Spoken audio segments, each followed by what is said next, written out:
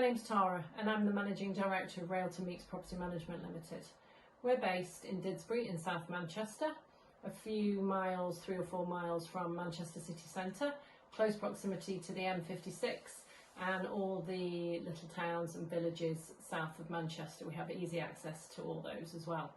And I'm a landlord and I have been in the lettings industry for nearly 20 years. And today I'd like to tell you a true story about one of our many international based landlord clients. James is a 35-year-old accountant. When I first received his rather desperate email and phone call, he was heading up a very large accountancy firm in Dubai.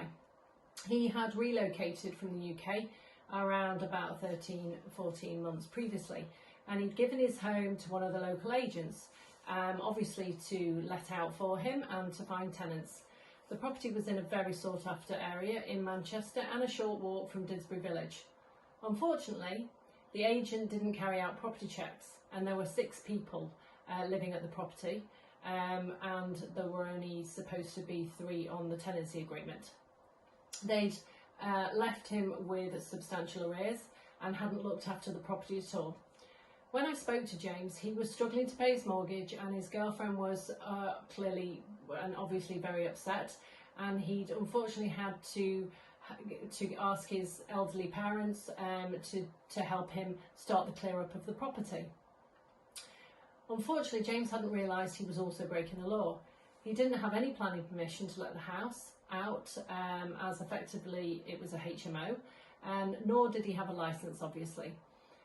He should have only been letting to a family, and 2 houses in close proximity had been trying to sell their properties and had complained to the council due to the noise emanating from the property and the scruffy condition of the outside. There were piles of bin bags, for example, and they'd never put the rubbish out to be collected by the bin men. And not many people are aware, but in 2017 legislation came out that gave councils permission to actively prosecute landlords and keep their fines. So James at this point was sailing very close to the wind. The property wasn't looked after, to say the least, and had become very scruffy and run down. The kitchen worktops were warped due to the boiler leaking on them for some considerable time, and this had also dripped onto the floor and damaged a rather nice wooden floor which went all the way through from the kitchen to the front door.